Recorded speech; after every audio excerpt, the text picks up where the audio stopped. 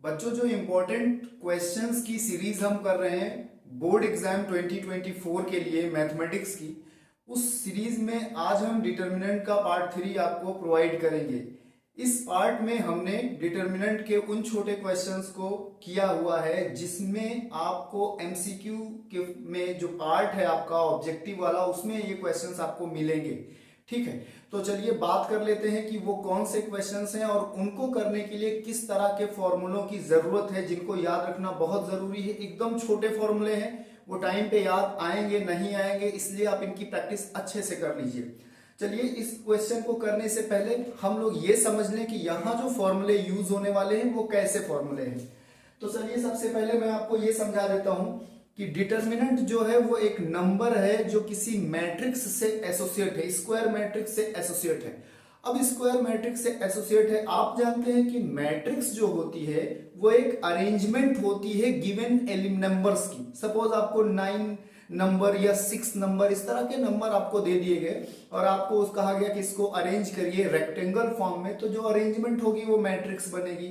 इसका मतलब उस अरेंजमेंट को हम चेंज भी कर सकते हैं। फॉर एग्जांपल, किसी मैट्रिक्स को हमने अरेंज करा, उसमें नंबर थे 1 2 3 फर्स्ट रो में, देन 3 4 5 6, देन 7 8 9, तो ये एक अरेंजमेंट हो गया। फिर हम चाहें तो इसको चेंज कर ले, हमने 1 2 3 कॉलम में कर लिया और इस तरह से चेंज कर लिया, और भी चेंज कर सकते हैं। फर्स्ट रो को हम सेकंड रो बना सकते हैं, तो इस तरह डिफरेंट तरीके से हम उसको अरेंज कर सकते हैं। तो ये तो उसका अरेंजमेंट हुआ, वो रिप्रेजेंटेशन हुआ जो डिफरेंट डिफरेंट आया। बट क्या आप जानते हैं कि अगर हम इन सभी का किसी का भी अरेंजमेंट का जो उन गिवन एलिमेंट का है, अगर हम उनका डिटर्मिनेंट कैलकुलेट करें तो हमें वैल्यू सेम मिलने वाली है, क्योंकि रिजल्टेंट नहीं बदल रहा है, अंदर जो है वही है, बस हम उसको उसकी प्लेस चेंज कर रहे हैं, जगह बदल रहे हैं। तो इस बात को समझाने का रीजन ये था कि अगर कभी आपको कोई एक स्क्वायर मैट्रिक्स मिली और आपने उसका डिटर्मिनेंट कैलकुलेट करा, तो उस स्क्वायर मैट्रिक्स का ट्रांसपोज का जो डिटर्मिनेंट होगा वो भी उतना ही होगा जितना उस स्क्वायर मैट्रिक्स का है। ये बात क्लियर हो गई, क्योंकि अंदर एलिमेंट चेंज नहीं हो रहे, उनकी जगह बदल रही है, लेकिन फाइनली वो प्रोसेस होके रिजल्टेंट उतना ही देने वाले हैं। The second thing is that कि अगर आप यहां पर देखेंगे कि के कोई नॉन जीरो स्केलर है और ए कोई भी मैट्रिक्स है जिसका ऑर्डर n है, n ऑर्डर की एक मैट्रिक्स है और के कोई भी नॉन जीरो स्केलर है, तो इसका फॉर्मूला बच्चों ये बनेगा k power n determinant a। याद रखिएगा। फिर आप यहां जाइए, देखिए, अगर ए बी कोई भी ए और बी कोई भी दो स्क्वायर मैट्रिक्स हैं और उनका ऑर्डर n है या कुछ भी है, स्क्वायर मैट्रिक्स है, तो हम इसको ऐसे लिख सकते हैं, determinant A determinant B. Adjoint A का मतलब आप देखिए, इसको लिख सकते हैं determinant A power n minus 1, where n is the order of the given matrix A. Given matrix जो है उसका ऑर्डर n है, और फोर्थ या फिफ्थ नंबर जो भी है इसको हम लिख सकते हैं a power n minus 1 whole square. यहां पर होगा determinant, determinant of adjoint a is equal to determinant a power n minus 1 whole square. ये बेसिक फैक्ट्स जिनको याद रखना है और आप इनको लिख लीजिए, नोट कर लीजिए। लौट के आइएगा जब 9 मार्च को एग्जाम देके, तो आप देखिएगा कि यहां से क्वेश्चन बना ही होगा, चाहे वो एमसीक्यू में बना हो चाहे वो सब्जेक्टिव पार्ट में बना हो। ठीक है, तो ये आपको समझ आ गया कि हम किन फॉर्मूलों का यूज करने वाले हैं। एन क्या है, ऑर्डर है, कि यह नॉन जीरो स्केलर है, तो इस तरह के जितने भी आपको पॉइंट्स मिलने वाले हैं उनमें हम ये यूज करने वाले हैं। तो अब चलिए क्वेश्चन करते हैं, आपको ये समझ आ गया होगा। तो अब यहां पर क्वेश्चंस जो है वो इसी पर बेस्ड है। चलिए सॉल्व कर देते हैं, ज्यादा टाइम नहीं लेंगे, बहुत आराम से और जल्दी हो जाएंगे ये सब। इसका सॉल्यूशन देखिए, समझिए। फर्स्ट क्वेश्चन पर आइए। देखिए, फर्स्ट क्वेश्चन में लिखा है कि A is a square matrix, square matrix है, इसका ऑर्डर कितना है 3। मैं यहां पर मेंशन करते चलता हूं, ये लोग बता दिए हमको कि n की वैल्यू कितनी है, 3 बता दिया उन्होंने। डिटर्मिनेंट ए की वैल्यू भी बता रहे हैं कितनी है, डिटर्मिनेंट ए की वैल्यू कह रहे हैं कि ये है -5, ये भी उन्होंने बता दिया। अब आपसे कह रहे हैं फाइंड एडजॉइंट ए, मतलब वो आपसे ये कैलकुलेट करने को कह रहे हैं। आप देखिए, आपको फॉर्मूला याद आ गया होगा, अभी थोड़ी देर पहले ही तो मैंने लिखा था कि इसकी वैल्यू होती है determinant A power n minus 1। कोई प्रॉब्लम यहां पर नहीं, कोई प्रॉब्लम नहीं होगी। अब देखिए, जो भी वैल्यू है लिख दीजिए। डिटर्मिनेंट ए का मतलब है -5 और n का मतलब है 3 और -1, तो इस तरह से -5 और यहां पर आएगा स्क्वायर और यहां पर आ जाएगा 25। बात क्लियर समझ में आई है? कुछ है ही नहीं, बस आप थोड़ा ध्यान तो दीजिए, कुछ भी नहीं है। देखिए कितना सिंपल और इजी क्वेश्चन हमने सॉल्व कर दिया। तो ये वैल्यू आ गई 25। इतनी बात क्लियर है? चलिए, तो फर्स्ट क्वेश्चन आपका सॉल्व हो गया। अब क्वेश्चन नंबर 2 की बात करते हैं। क्वेश्चन नंबर 2 में देखिए कितना अच्छा क्वेश्चन है। उन्होंने लिखा हुआ है कि ए कोई भी एक मैट्रिक्स है। ये देखिए उन्होंने लिखा हुआ है कि ए कोई भी एक मैट्रिक्स है और उसके एलिमेंट क्या है, अल्फा -2 और -2 और अल्फा। ये कोई भी एक मैट्रिक्स है। साथ में उन लोगों ने ये भी बता के रखा है कि ए क्यूब इज इक्वल टू 125। तो कह रहे अल्फा की वैल्यू बताइए। कितना इजी और ब्यूटीफुल क्वेश्चन है, आप देख लीजिए। और सब के सब पीवाईक्यूज है, कभी ना कभी बोर्ड में आए। कुछ तो ऐसे हैं जो कई बार आए हैं और कुछ ऐसे हैं जो इस बार आएंगे। ठीक है, तो अच्छे से करिएगा इन सबको। अब देखिए यहाँ पर इन्होंने जो भी लिखा है हम उसको सॉल्व करने वाले हैं। कह रहे हैं अल्फा की वैल्यू बताइए। ये स्क्वायर मैट्रिक्स है 2 क्रॉस 2, यहाँ पर इन्होंने ये लिख कर रखा है। तो हम यहां से स्टार्ट करेंगे क्योंकि उन्होंने कहा कि ए का क्यूब 125 है। आप जानते हैं कि डिटर्मिनेंट थोड़ा सा बायस्ड नहीं है, वो बहुत आराम से चीजों को समझता है।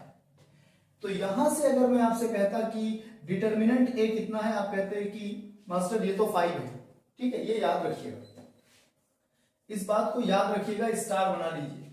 अब ये जो मैट्रिक्स अगर मैं आपसे कहता कि चलिए डिटर्मिनेंट कैलकुलेट करिए, तो अल्फा -2 अल्फा और ये हो जाएगा अल्फा स्क्वायर -4, क्योंकि माइनस और माइनस प्लस हो जाएगा। अब यहां स्टार को देखिए, स्टार का मतलब डिटर्मिनेंट ए की वैल्यू 5 है, तो आप यहां पर 5 लिख दोगे और यहां लिख दोगे फ्रॉम स्टार। आपने इसको स्टार से किया तो बच्चों alpha square is equal to 9 हो गया। तो अल्फा की वैल्यू कितनी हो जाएगी, +-3। ये देखिए आपका आंसर आ गया। क्या मेरी बात समझ में आई है? कोई प्रॉब्लम तो नहीं? कॉन्सेप्ट अगर आपका क्लियर है तो कहीं कोई दिक्कत नहीं होने वाली है, ऐसा मुझे लगता है और आपको भी लगता ही होगा। ठीक है, तो ये देखिए आपके फर्स्ट 2 क्वेश्चन हमने कर लिए। अब देखिए थर्ड क्वेश्चन पर आते हैं। सारे क्वेश्चन इन्हीं फॉर्मूलों पर बेस्ड हैं जो मैंने अभी जस्ट आपको बताए हैं। बस आप उन फॉर्मूलों को देख लीजिएगा, बार बार एक फॉर्मूला बुक बना लीजिए एग्जाम से पहले तक। ऐसे ना बनाइए कि एक दिन बैठे और फिर पूरे दिन फॉर्मूला बुक लिखें, ये ना करिए।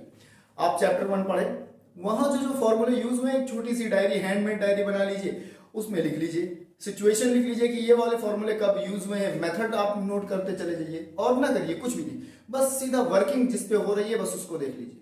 इस तरह चैप्टर 2 आपने कर लिया, 3 हो गया, and now we are on chapter number 4, तो आप इसको भी कर लीजिए।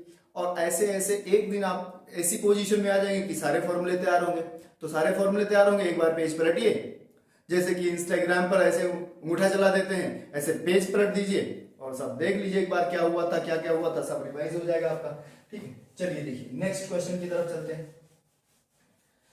तो बच्चों जो नेक्स्ट क्वेश्चन है उसको समझेंगे और फिर देखते हैं कि उसमें क्या लिखा हुआ है और हमें क्या करना है, क्या करने से हमारा काम बन जाएगा। चलिए इस बात को देखते हैं। ठीक है, देखिए क्वेश्चन नंबर 3 में लिखा है A is a square matrix of order 3 cross 3। बात समझ आ गई? मतलब यहां पर n की वैल्यू कितनी है, क्वेश्चन नंबर 3 है, n की वैल्यू 3 है।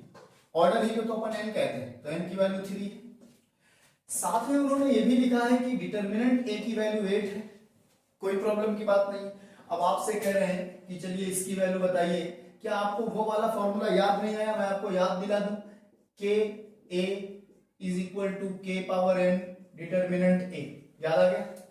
अभी ये थोड़ी देर पहले मैं बताया, तो चलिए यही अप्लाई कर देते हैं इसमें। तो इसकी वैल्यू हो जाएगी बच्चों 3a, इसका मतलब हो जाएगा 3 पावर 3, क्योंकि यहां पर n की वैल्यू कितनी है, 3 है, और डिटर्मिनेंट a का मतलब 8 है, तो 27 इंटू 8 हो गया 56, 216। ये देखिए छोटा सा आंसर आसानी से जल्दी से आ गया। ठीक, क्योंकि आपको फॉर्मूले आते हैं, यही फॉर्मूले जिसको नहीं आएंगे वो सोचता रहेगा कि ये सब क्या है, ना कोई मैट्रिक्स है ना कुछ है, कैसे हम कैलकुलेट करेंगे। बट क्योंकि आपको फॉर्मूले आते हैं तो आपके लिए ये दाएं बाएं हाथ का खेल है। चलिए नेक्स्ट क्वेश्चन पर आ जाते हैं। क्वेश्चन नंबर 4 देख लेते हैं। क्वेश्चन नंबर 4 में उन्होंने कहा कि ए और बी कोई भी 2 मैट्रिक्स हैं जिनका ऑर्डर 3 है, मतलब n की वैल्यू तो अभी भी फिर से 3 हो गई, तो n की वैल्यू 3 है। साथ में उन्होंने कहा कि डिटर्मिनेंट a की वैल्यू -1 है और डिटर्मिनेंट b की वैल्यू कुछ 3 टाइप का बोल रहे हैं। तो कह रहे हैं कि आप ये कैलकुलेट करो। इसको कह रहे हैं कैलकुलेट करो। फर्स्ट ऑफ ऑल आपको मैं बताऊं कि मैट्रिक्स का प्रोडक्ट मैट्रिक्स होता है, तो आप इसको ऐसे समझिए कि ये लिखा हुआ है k और इनटू एक बड़ा सा a लिखा हुआ है ऐसे, तो क्या k power n determinant a नहीं होगा? अभी थोड़ी देर पहले बात हुई, इन दोनों को मल्टीप्लाई करोगे तो मैं करना नहीं है, मैं तुम्हें समझा रहा हूं कि ऐसा होगा। तो क्या मैं इसको ऐसे नहीं लिख दूं 2 पावर 3 और डिटर्मिनेंट a b? अब तुम्हें थोड़ी सी बात तो पुरानी याद करनी ही होगी। क्या करनी होगी? Determinant A B equal to determinant A into determinant B. तो आपने देखा यहाँ पर 8 हो गया, यहाँ डिटर्मिनेंट ए हो गया, यहाँ डिटर्मिनेंट बी हो गया। 8 इंटू -1 और इंटू कितना देख लो 3, तो दिस इज -2 4। क्या ये सब क्लियर समझ में आ रहा है? It was question number 4। ठीक है, कोई प्रॉब्लम नहीं, एकदम क्लियर है। तो इस तरह से उन फॉर्मूलों का यूज करके हमने 4 क्वेश्चन किए। अब देखिए नेक्स्ट क्वेश्चन की तरफ बढ़ते हैं, जो कि क्वेश्चन नंबर 5 है और एक अच्छा क्वेश्चन है, लेकिन इन्हीं पर बेस्ड है। अच्छा है लेकिन इन्हीं पर बेस्ड है, कुछ अलग से हमें ढूंढना नहीं है, कुछ भी अलग से नहीं ढूंढना है, इन्हीं पर बेस्ड है और हम उसको अच्छा कर लेंगे। ठीक है, चलिए देख लेते हैं कैसे। सबसे पहले हमें करना क्या है बच्चों, एकदम इजी, हमें ये करना है। क्वेश्चन नंबर 5 है हमारा, हमने क्या किया, इन्होंने जो कहा है पहले उसको रीड कर लेते हैं। A is a square matrix, एक मैट्रिक्स है जिसका ऑर्डर कितना है 3, तो इसका मतलब है n की वैल्यू कितनी 3, ऐसा उन्होंने कहा। सच दैट, ये एक बढ़िया कंडीशन उन्होंने और बताई है, a square is equal to 2a।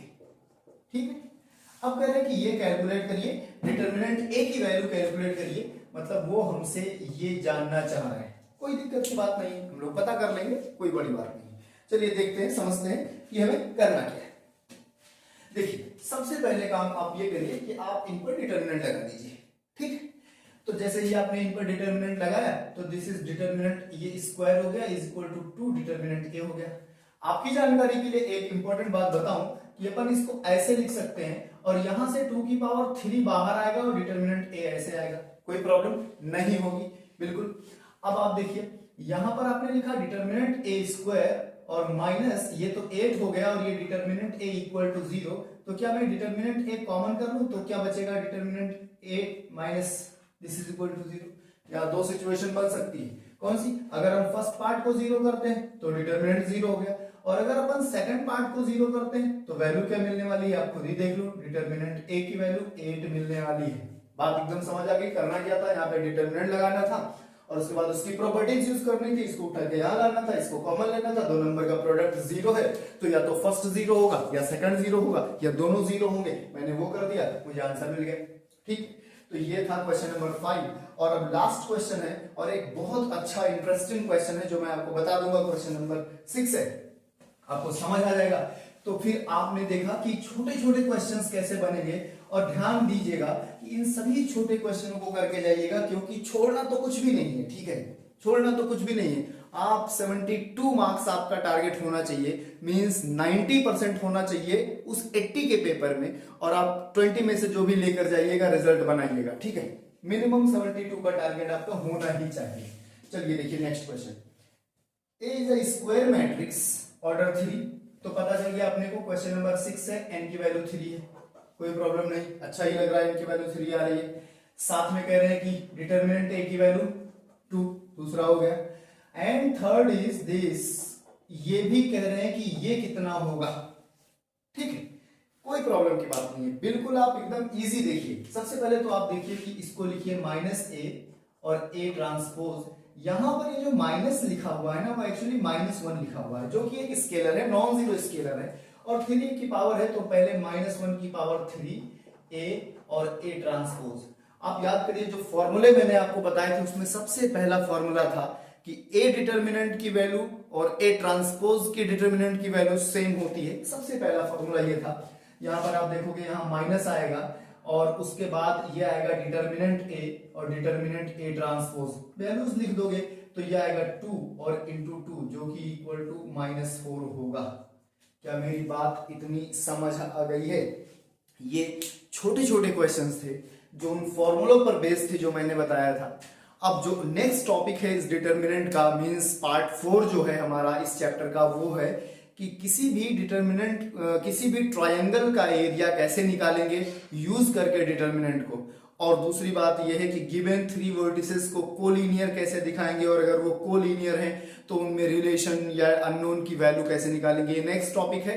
अब हम टॉपिक वाइज क्वेश्चंस आपको देंगे कि इस टॉपिक पे ये बन सकता है, इनको आप देख लीजिए। ऑलराइट, ये बात आपको समझ में आई होगी। पिछले सभी लेक्चर्स जो हैं उनका लिंक आपको डिस्क्रिप्शन में मिलेगा, टेलीग्राम ग्रुप और व्हाट्सएप ग्रुप का भी लिंक मिलेगा। आप जुड़िए, पीडीएफ लीजिए और लेक्चर्स लीजिए फ्री ऑफ कॉस्ट, अपने फ्रेंड्स को शेयर करिए और सब्सक्राइब करिए और एग्जाम में 90+% लेकर आइए, ठीक है। और मेंस एडवांस में 95+ परसेंटाइल लेकर आइए। Alright, thank you so much, मिलते हैं नेक्स्ट वीडियो में।